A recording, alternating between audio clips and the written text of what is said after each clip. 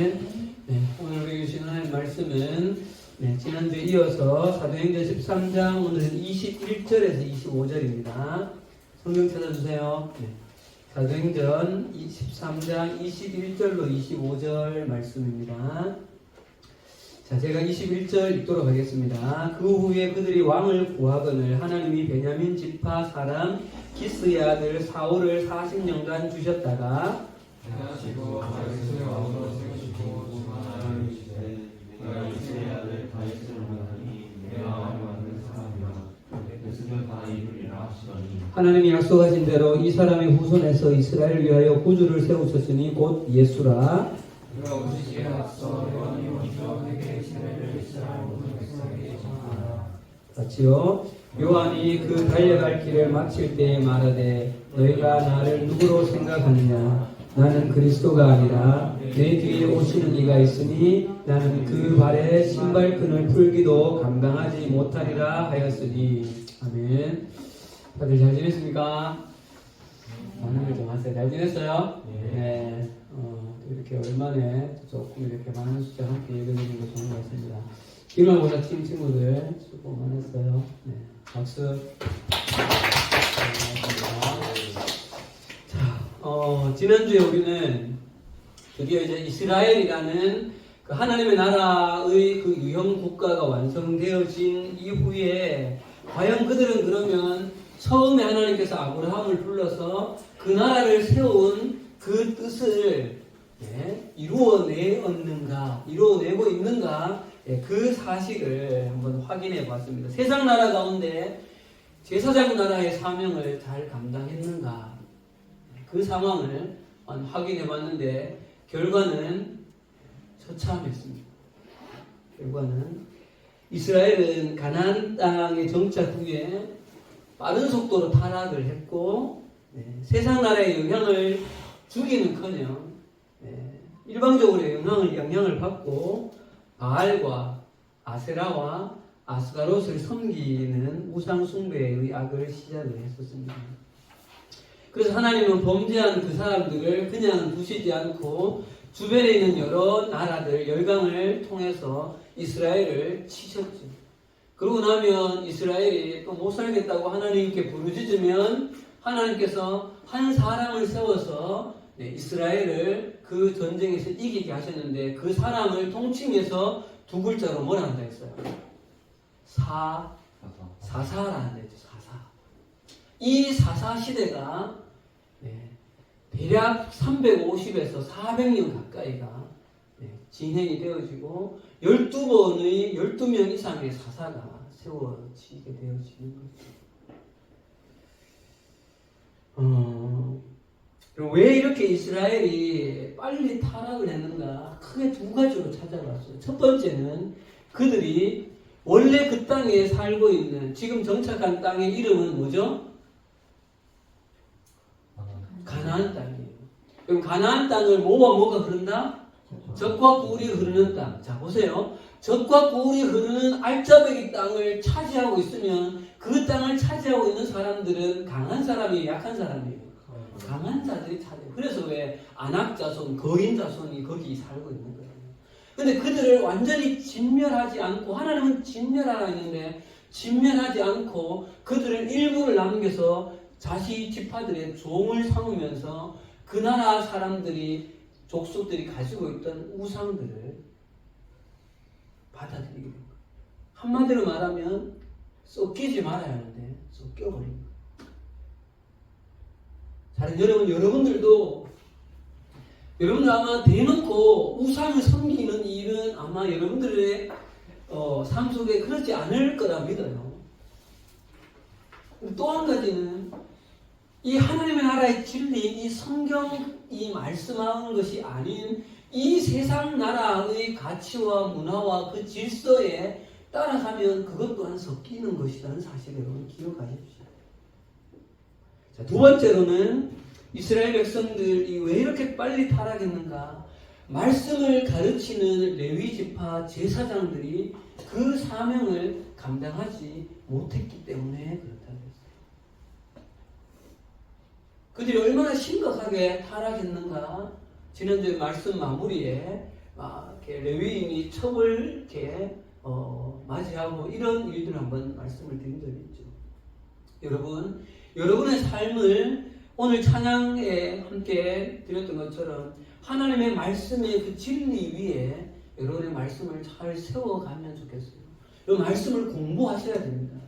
말씀을 암송하시고 들으시고 말씀 위에 내 삶을 세워가려고 애쓰셔야 돼요. 오늘 지금 이 구약을 쭉 돌아보는 것이 벌써 5번째인데 금방 제가 이렇게 뒤에서 찬양하면서 왜 이 과정을 우리가 거쳐야 될까? 구약의 풀스토리를 왜 우리가 다시 한번, 저도 이런 마음이 크게 사실은 없었는데 이 본문을 묵상하면서 지금 계속 이렇게 흘러가고 있는데 왜 이게 필요할까를 생각하니까 제 마음에 뿌리가 생각이 나는 거예요. 여러분, 이 내용을 알아가고 하나님의 뜻이 어디에 있는가를 깊이 성경을 통해서 알아가는 것은 여러분들의 우리의 신앙의 뿌리를 깊이 박는 것이에요. 이것이 분명하지 않으면 이런저런 바람에 넘어질 수밖에 없어요. 신앙의 뿌리를 박는 것이라고 생각하십시오. 자, 그러면 이제 오늘 본문으로 가보겠습니다, 여러분. 그러면 이스라엘 이 나라 유형국가 이 이스라엘이 사사시대가 끝나갈 때쯤 되어서 정신 차리시고 잠오시는 분들, 이스라엘 나라가 사사시대가 끝이 날 때쯤 되어져서 이스라엘 백성들이 사무엘에게 한 가지를 요구합니다. 뭐를 세워달라? 왕을 세워달라. 자, 우리 사무엘상으로 다시 가야 됩니다. 오늘 여기 사도행전 13장은 표시를 이렇게 이따가 다시 와야 되는 표시해 놓으시고, 자, 사무엘상으로 빨리 한번 가보겠습니다. 사무엘상, 오늘 사무엘상 11기상하까지 좀 다녀야 됩니다. 사무엘상 8장으로 가보겠습니다. 그럼 볼펜 꼭 가지시고 이런 부분 표시를 해 놓으셔야 돼요. 성경의 훌륭한 흐름의 변화의 변곡점들입니다. 사무엘상 8장입니다. 8장 4절, 5절로 갑시다. 자, 읽겠습니다. 시작. 아직 잘 찾았나요? 사무엘상 8장 4절, 5절. 읽읍시다. 시작. 이스라엘의 모든 장로가 모여 라마에 있는 사무엘에게 나아가서 그에게 이르되 보소서 당신은 늙고 당신의 아들들은 당신의 행위를 따르지 아니하니 모든 나라와 같이 우리에게 왕을 세워 우리를 다스리게 하소서 한지라. 그럼 보세요. 이스라엘 백성들이 400년 가까이 주변의 열강들과 여러 차례 전쟁을 하고 나가게 됐어요. 근데 한 가지 이상한 게 눈에 이제 보이기 시작합니다. 상대방 나라와 우리나라가 다르다는 게 느껴지는 거예요.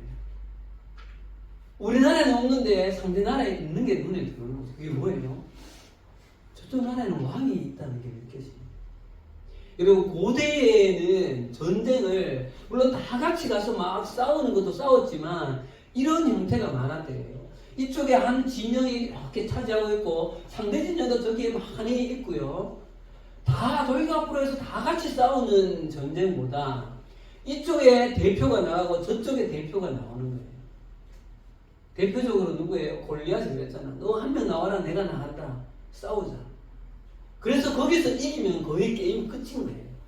지고 이기고 거기서 결정된다는 거예요. 그러니까 왕이라는 존재가 가장 힘있는 장수의 역할입니다. 그래서 이 이스라엘 백성 사람들이 우리나라에 없는 한 존재, 왕이라는 존재에 눈을 뜨기 시작하는 거예요. 그러면서 이제 왕을 세워달라고 요구하는 거죠. 그런데 여러분, 이스라엘 백성이 왕을 세워달라고 하는 이 포인트는 하나님의 나라 이 유형국가에 매우 심각한 변화라는 것들이 이제 조금 느껴졌으면 좋겠어요. 왜요? 나라를 이루는 그 3대 요소 중에 첫 번째가 주권이 주권. 이스라엘 나라의 주권은 어디에 있는 거죠? 하나님께 있는 것이다. 그런데 왕을 세워달라고 하는 것은 그 하나님의 왕자리를 달라고 하는 거예요. 그래서 이 부분에 대해서 하나님이 뭐라고 말씀하시는지 보세요. 7절로 갈게요. 7절. 자, 이스라엘 백성의 이 요구를 사무엘이 하나님 앞에 기도했을 때 하나님께서 사무엘을 이렇게 말했어요. 7절 읽읍시다. 시작. 여호와께서 사무엘에게 이르시되 백성이 내게 한 말을 다 들으라. 이는 그들이 너를 버림이 아니요 나를 버려 자기들의 왕이 되지 못하게 함이니라. 이 말이 뭐예요? 이스라엘의 왕은 하나님 당신이라는 거예요. 그런데 그들이 왕을 세워달라는 것은 하나님 나를 왕되지 못하게 하신 거죠. 여러분, 그들이 나를 버려 자기들의 왕되지 못하게 하였다. 여러분, 이스라엘의 정말 왕이 누구였습니까? 그들이 어떻게 출애굽을 성공했죠? 어떻게 그들이 홍해를 건넜습니까?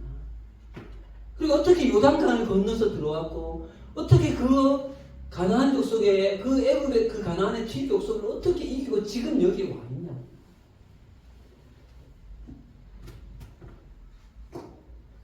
근데 이제 가나안에 정착하여서 여기서 기경을 하여서 먹고 마시며 이제 소위 말해서 좀 등이 따시고 배가 부르니까 마음이 달라지는 거예요. 이 뭐예요 이제는? 하나님 이 나라의 왕은 이제 그냥 우리 스스로의 힘으로 우리가 왕 되겠습니다. 다른 말은 뭐예요? 당신이 가지고 있는 그 주권을 나에게 주십시오라는 거예요. 그럼 이것을 다르게 말하면요, 이스라엘의 주권을 하나님에게서 자기들에게로 가져오는 심각한 범죄인 거죠. 그렇죠? 처음에 왜 하나님이 이스라엘이라는 유형 국가를 세웠는가? 그 유일한 다른 점에 가장 엑기스가 이 부분이었잖아요. 하나님 당신을 왕으로 인정하며 그분의 통치를 받는 나라. 이것이 세상에 있는 아수르와 바벨론과 애국과 유럽에 이루어질 이 모든 세상 나라와 다른 첫 번째 포커스가 이건데, 이거를 바꾸겠다고 하는 거예요. 창세기로 처음으로 돌아가 보면 누구의 계열을 따르는 거예요? 가인의 계열을 따르는 거죠. 니무롯의 나라가 되겠다는 거예요. 여기서 우리는 여러분, 우리의 삶에도 이 포인트에서 적용할 부분이 매우 많다는 것을 여러분 깨달아야 돼요.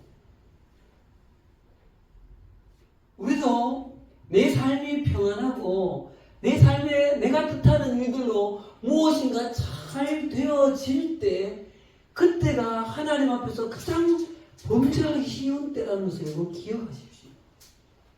내 스스로의 힘으로 무엇인가를 이루어낼 것 같고, 내 스스로의 경제력과 인맥과 나의 지식과 학력과 나의 그 어떤 것으로 내 삶의 모든 것을 내가 해낼 수 있을 것 같다라는 생각이 드는 그 순간이 하나님의 주권을 나의 것으로 가져오는 결정적인 그 포인트가 된다는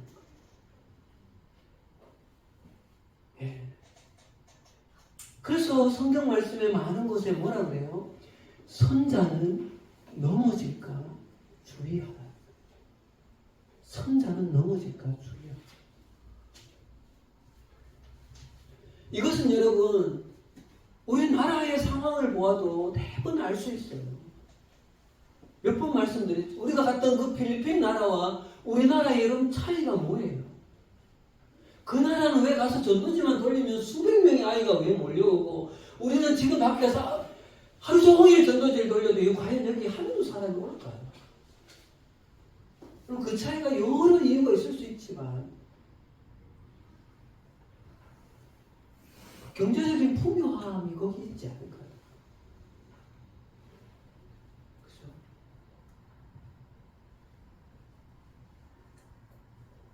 여러분, 한순간이에요. 내가 하나님의 주재권을 내가 인정하여 드리느냐, 그렇지 않은 나도 가인 계열, 나도 니무롯 계열을 따르느냐는 한순간에 결정되어집니다. 자, 그런데 만약에 여러분들이 하나님이라면 이스라엘의 이 요구를 들어주셔야 돼요? 안 들어주셔야 돼요? 내가 하나님이면 이스라엘이 왕 세워주십시오는 이 요구를 들어줄 것 같아요? 안 들어줄 것 같아요? 내가 하나님이라면 안 들어줄 것 같죠. 저도 그렇게 생각해요. 근데 우리는 이미 알고 있잖아요. 다윗 왕, 많은 왕이 있다고. 하나님은 이상하게도 왕을 허락하세요.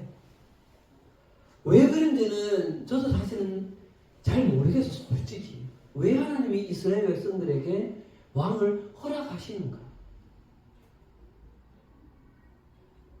그래서 그 뒷부분에 보면 9절 끝부분에 가봐요. 9절 끝부분에. 그들의 말을 듣되 너는 그들을 이 엄히 경고하고 그들을 다스릴 왕의 제도를 가르치라. 사무엘에게 왕의 제도는 이런 것이라고 가르치라고 허락을 하셔요. 여러분들도 묵상하면서 한 가지 질문을 오늘 좀 삼으면 좋겠어요. 왜 하나님은 이스라엘에게 왕의 제도를 허락하실까? 저도 잘 모르겠어요. 자, 그리고 세워진 첫 번째 왕이 누굽니까? 사울. 그 다음 왕이 누구예요? 다윗이죠. 자, 오늘 여기 사무엘상 다시 표시해 놓으시고 오늘 본문으로 다시 가보세요, 여러분. 오늘 우리 사도행전 13장에 가보면 자, 다시 봅시다. 사도행전 13장에 22절 패하시고 다윗을 왕으로 세우시고 증언하여 이르시되 내가 이새의 아들 다윗을 만나니 내 마음에 맞는 사람이라 내 뜻을 다 이루리라 하시더니. 여러분 이 표현을 보세요. 다윗을 무엇이라고 말해요? 내 마음에 맞는 사람이다. 여러분 참 재미있는 사실은요. 이 다윗 왕을 찾고 나서 내 마음에 맞는 사람이라고 하고 나서 구약의 이 모든 것을 다 건너뛰어서 사도 바울이 설교하는 중에 그 다음으로 연결하시는 분이 누구예요? 예수님으로 건너뛴다는 사실이에요. 자, 여러분 지금 우리 성경 보세요. 다시 사무엘상 가보세요. 자, 성경에 보세요. 아직 지금 성경에 이만큼이 남아있다고요. 맞잖아요. 사무엘상과 열왕기상, 역대상은 그 뒤에 수많은 예언서들이 있는데 왜 사도 바울은 지금까지 구약의 굵직굵직한 이야기들을 다 그래도 어느 정도는 짚었잖아요. 그렇죠? 그런데 왕정 시대가 되어져서 다른 사람을 다 빼고 다윗 왕 한 사람을 딱 찾고 나서는 바로 다 스킵이에요. 그냥 예수에게로 건너가는 거예요. 왜 이럴까요? 왜?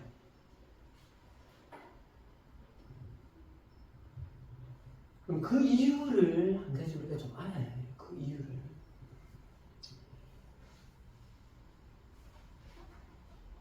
조금 이따 조금 더 정확하게 보겠지만 단편적으로 여러분 다윗이라는 왕은 이스라엘 전체의 모든 왕을 통틀어서 하나님의 마음에 가장 합한 왕의 샘플이기 때문에 이스라엘 왕조가 전체가 북이스라엘은 한 210년 정도 그리고 남유다는 한 130년을 더 가거든요. 이 모든 이스라엘에 세워져 있는 왕들의 샘플을 다윗으로 삼는 거였어요. 그러고 나니까 이 모든 것을 다윗과 한 사람으로 그냥 퉁치는 거죠. 자, 여러분 이제는 여러분 이 정도는 좀 아시면 좋겠어요. 넘겨주세요. 오늘 이제 왕정 시대라고 하는데 이스라엘을 시대별로 좀 정리를 좀 하는 겁니다. 처음에 누구를 불렀죠, 여러분? 아브라함과 그 이후에 누구예요? 아브라함의 하나님, 이삭의 하나님, 야곱의 하나님, 요셉까지 합쳐서 넘겨주세요. 이들을 족장이라고 불러요. 아직은 나라는 아니거든요. 이 족장 시대가 끝나고 나면 이제 요셉 때에 출애굽의 애굽에서 다시 살게 되죠. 그 다음은 뭐예요? 넘겨주세요. 출애굽 시대가 되는 거예요. 지금 우리 이 과정 밟아왔죠. 그러고 나서 40년을 뺑뺑뺑뺑 돌다가 그 다음 이제 가나안 땅에 정착을 했죠. 그죠? 넘겨주세요. 그 다음 사사시대예요. 사실 이 사사시대 앞이 뭐 그 정복 시대라고 이렇게 조금 더 넣기도 해요. 그 다음 사사 시대가 끝나고 나니까 이제 뭐를 요구합니까? 왕을 요구하니까 무슨 시대예요? 왕정 시대가 되는 거예요. 이 왕정 시대도 이 다윗까지를 통일 왕, 그 다음 분열 왕국 이렇게 또 세 번을 하기도 해요. 분열 왕국 시대, 통일 왕국 시대. 자, 왕정 시대가 끝나면 그 다음 뭘까요? 남유다가 멸망되어지면 이제 어디를 가게 되어져요? 포로를 가게 되어져요. 그래서 여기서요 포로 시대가 되는 거예요. 그리고 조금 더 세분하면 포로 귀환 시대라고 또 나누기도 해요. 자, 여기가 끝나고 나면 그 다음은 구약이 바뀌는 거예요. 그 다음 무슨 시대일까요? 중간 시대가 나오는 거예요. 네. 그리고 나서 예수님이 오시는 예수 시대. 예수님이 승천하시고 성령이 임하시면서 뭐가 탄생이 됐어요? 교회가. 그래서 지금 우리는 이 교회의 시대를 사는 거예요. 성경의 흐름을 말합니다. 이 흐름 정도는 여러분 머리에 이제 다 가지고 계셔야 돼요. 예. 지금 우리는 여기 왕정 시대를 공부하고 있는 거예요. 그럼 보세요, 여러분. 어떤 굵직한 변화들 속에 왕을 세우는 이 왕정 시대를 끝나고 나면 포로가 돌아오는 것은 큰 어떤 변화들, 물론 변화이지만 이것들은 그냥 스킵하고 바로 여기 예수님께로 오는 것이죠.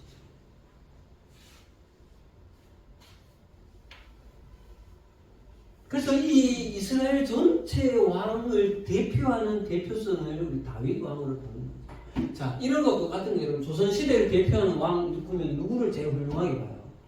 세종대왕. 미국의 대통령 하면 누구를 떠올려야 돼요?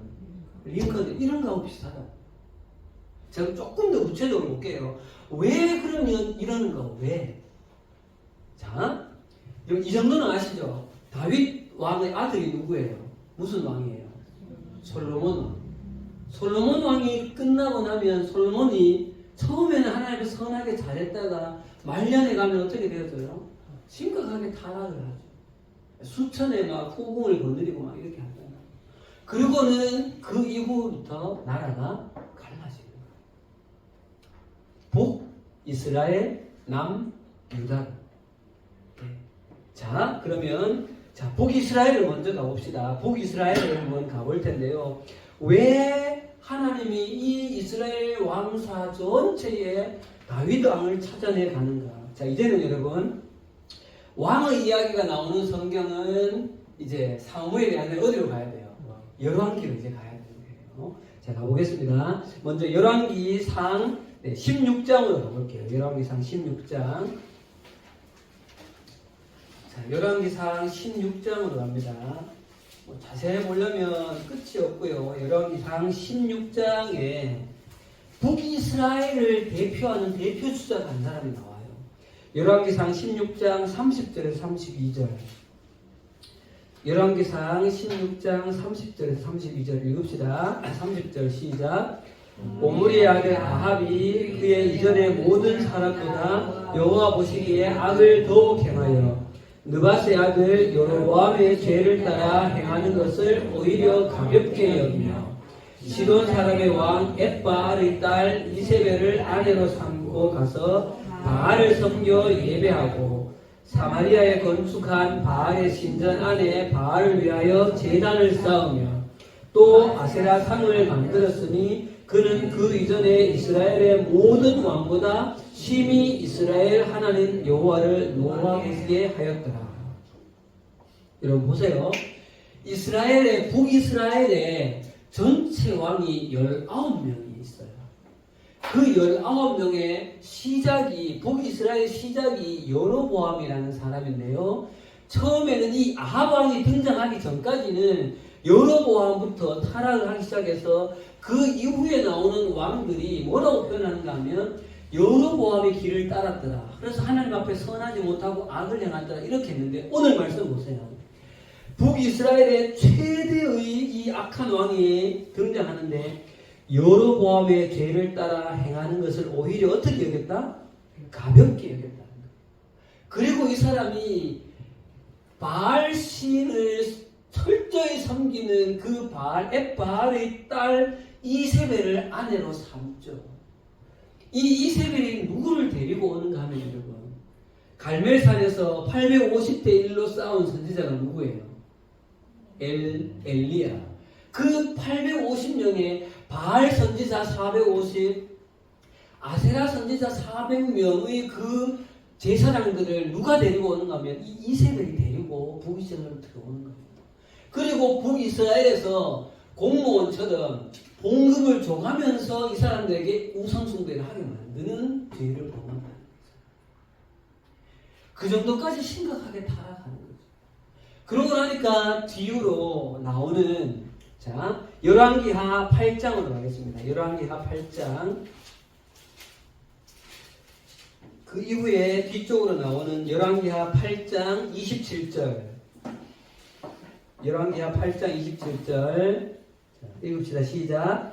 아시아가 아합의 집 길로 행하여 아합의 집과 같이 여호와 보시기에 악을 행하였으니 그는 아합의 집 사위가 되었습니다. 자, 그 뒤에 나오는 왕들에게 누구의 길로 따랐다는 거예요? 아합의 길을 따랐다.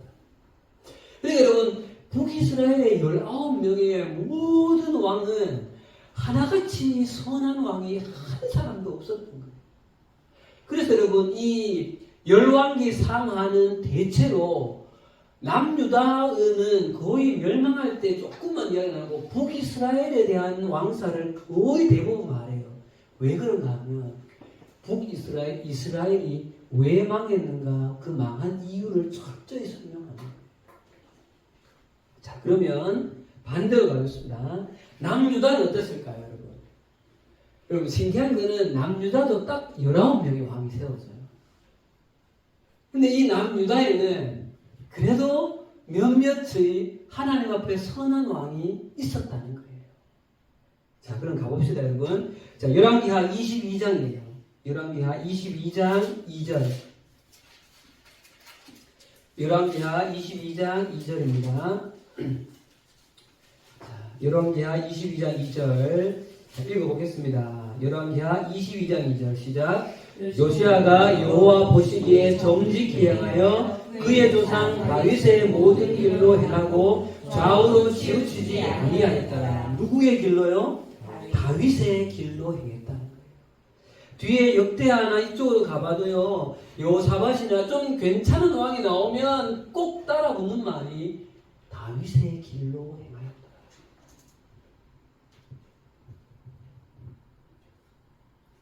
그러니까 이스라엘의 남유다와 북이스라엘을 통틀어서 나왔던 이 40명에 가까운 이 왕들을 대표할 수 있는 대표주자가 다윗 왕이 되어지는 거죠.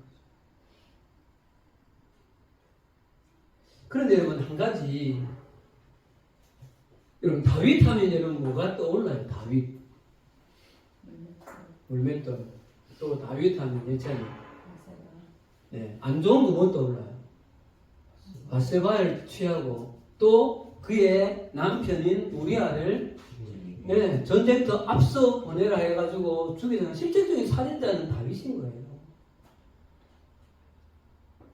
그래서 좀 이상하지 않나요, 여러분? 요즘으로 말하면 간음을 행한 사람이고 살인자예요. 그런데 어떻게 성경은 하나님은 내 마음에 합한 사람이라고 판단을 하시고 성경이 그렇게 기록을 하고 이스라엘 왕사 전체를 대표하는 사람으로 다윗 한 사람을 딱 찾아내는 거예요.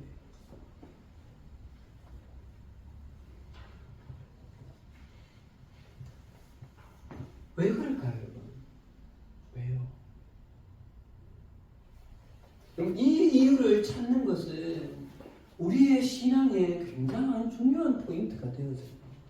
자, 첫 번째로 이 이유는 그냥 제가 찾은 이유예요. 첫 번째 이유는 여러분, 다윗은 자신의 그 범죄함이 있을 때 하나님께서 나단이라는 선지자를 보내서 당신이 그러면 안 됩니다라고 하나님 앞에 자신의 죄를 지적받았을 때 철저히 회개했다는 사실이에요. 시편에 보면 곳곳에 자기의 눈물로 침상을 띄웠다. 주님, 제발 성령을 나에게서 거두지 말아 주십시오. 주님 우슬초로 나를 정결케 해 주십시오라고 철저히 하나님 앞에 자신의 범죄함을 회개했다는 거예요. 여러분, 우리도 우리의 신앙생활에 범죄할 수 있습니다. 할 수 있으면 안 하기 위해서 애를 쓰고 노력해야죠. 그러나 죄가 있을 때 우리가 성경을 읽다가 내 양심에 갇히게 되어지고 말씀을 듣다가 여러 상황에서 하나님 앞에 내가 죄의 찔림을 받을 때 여러분 그 자리에서 무릎을 꿇고 하나님 앞에 회개하셔야 돼요. 부모의 마음과 똑같은 것 같아요.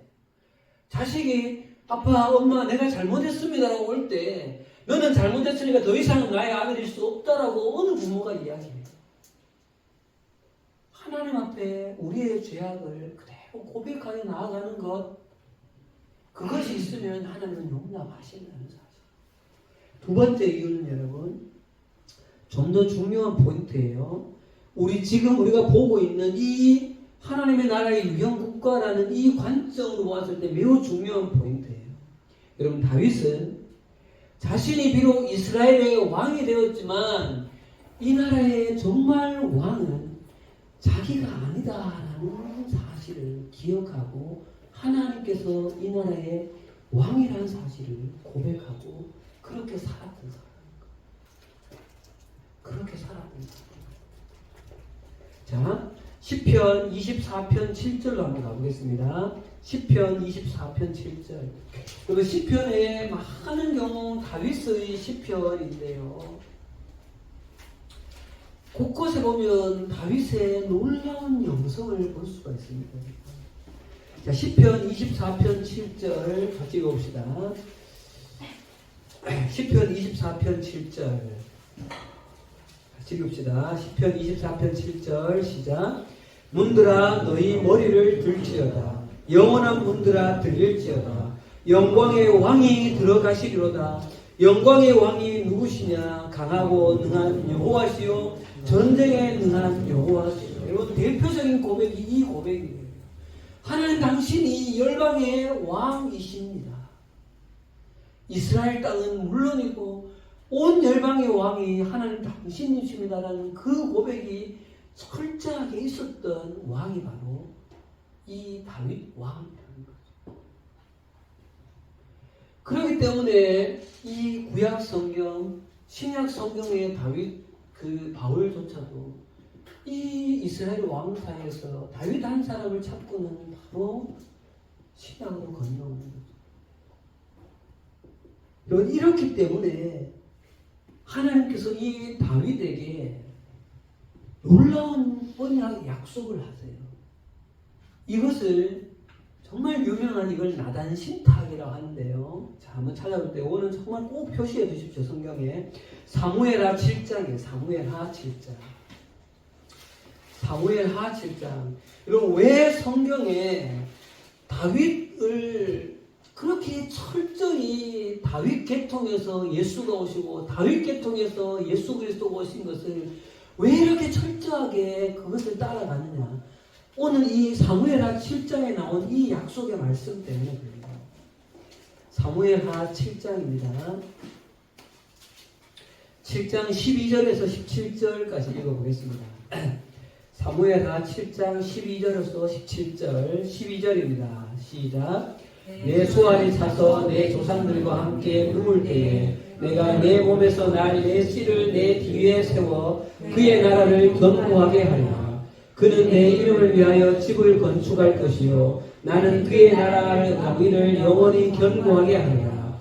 나는 그에게 아버지가 되고 그는 내게 아들이 되리니 그가 만일 죄를 범하면 내가 사람의 매와 인생의 채찍으로 징계하려니와 내가 내 앞에서 물러나게 한 사울에게서 내 은총을 빼앗은 것처럼 그에게서 빼앗지는 아니하리라. 내 집과 내 나라가 내 앞에서 영원히 보존되고 내 왕위가 영원히 견고하리라 하셨다. 나단이 이 모든 말씀들과 그 모든 계시대로 다윗에게 말하니라. 여러분, 13절에 나는 그의 나라의 왕위를 영원히 견고하게 한다. 16절에 내 집과 내 나라가 내 앞에 영원히 보존되고 내 왕위가 영원히 견고하리라. 여러분 잘 보세요.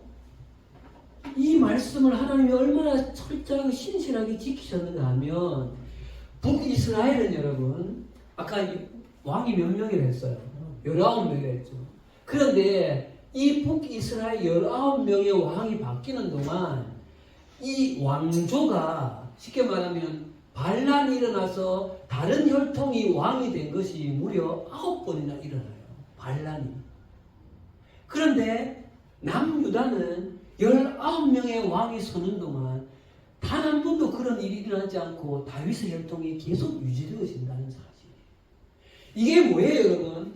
19명의 왕에 9번 반란이 일어났다는 사실은 니므롯 계열의 힘 있는 자가 힘으로 제압하여서 나라를 세우는 북이스라엘은 완전히 가인 계열의 그 나라가 되어져 버렸다는 사실인 거예요. 무슨 말인지 이해가 되었죠? 이 의미가. 그런데 하나님의 다윗 가문에서는 한 번도 그런 쿠데타가 일어나지 않고 이런 적이 있어요. 여러분 보세요. 아까 아합의 아내가 이세벨이라 했죠. 북이스라엘에 그 딸이 하나가 있는데 이 딸이 누구와 결혼을 하는가 하면요, 남유다의 여러분 여호람이라는 그 왕자와 결혼을 하게 되어져요. 이게 결정적인 남유다의 실책인데요. 어쨌든 그렇게 해서 이 이세벨의 딸이 남유다의 왕비가 되어져 버려요.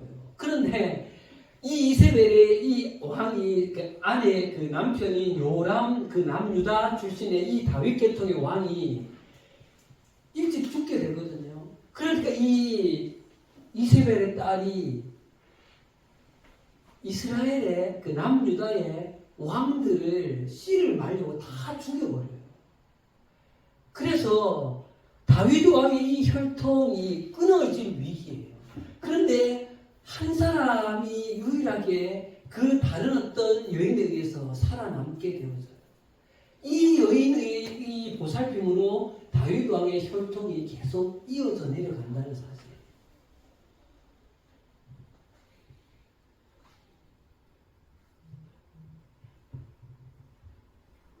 그리고 여러분 이 다윗 왕의 혈통을 타고 내려가서 신약에 누가 오시는 거예요? 예수 그리스도가 오시는 거예요. 여러분 사사기 사무엘상 사이에 어떤 성경이 있어요? 사사기 사무엘상이에요. 룻기 있어요. 룻기. 여러분 룻기가 누구 이야기죠? 나오미와 루스 이야기잖아요. 여러분 나오미와 루스의 그 이야기, 그래서 나중에 이 루시 보아스와 결혼하게 되어지고 하는 이 스토리는 그 남유다에 있는 하나의 야사와 비슷한데요. 룻기가 왜 있는지 알아요? 네, 보아스를 통해서 결국은 다윗이라는 한 사람을 등장시키는 것으로 끝내고 있다. 그 이유가 다 있는 거예요.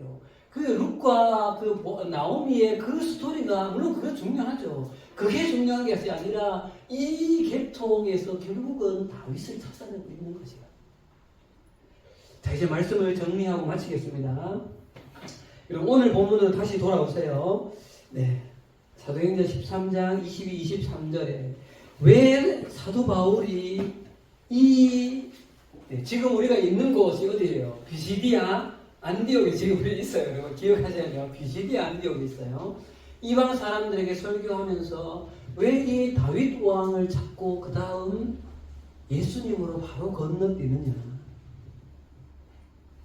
여러분 구약의 왕을 세운 이후에 이 이스라엘의 모든 역사는 하나님께서 한 방향으로 그 방향에 클리크를 수정을 하세요. 그 수정하게 된 근본 이유는 하나님이 수없이 많은 사사를 보내고 왕을 세울 때 수없이 많은 선지자들을 보냈지만 결국 이스라엘은 하나님 앞에 신실하지 못한 거예요. 그러니까 하나님이 이 방법이 아닌 눈에 보이는 유형국가라는 이 방법이 아닌 새로운 한 방법을 하나님께서 찾아내시는 거죠. 그래서 이스라엘이라는 제사장 나라를 통하여서 하나님의 왕되심을 드러내는 것이 아니라 당신 왕이신 그분 자체가 이 땅에 오시는 거죠. 그게 바로 예수 그리스도입니다. 그날이 12월 25일인 거죠. 그럼 다음 주에 이제 거의 정말 마무리가 될 것 같아요. 구약 스토리가.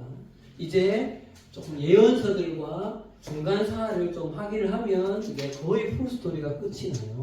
한 구절만 찾고 마칩시다, 여러분. 이사야 선지자가 뭐라고 예언하는가만 보고 마치도록 하겠습니다. 이사야 7장 14절로 가겠습니다. 이사야 7장 14절 가서 읽고 마치도록 하겠습니다. 이사야 7장 14절. 다음 주에 조금 더 볼게요. 이사야 7장 14절 찾았습니까? 읽읍시다. 시작. 그러므로 주께서 친히 징조를 너희에게 주실 것이라. 보라, 처녀가 잉태하여 아들을 낳을 것이요 그의 이름을 임마누엘이라 하리라. 이미 여기에 예수 그리스도가 오실 것을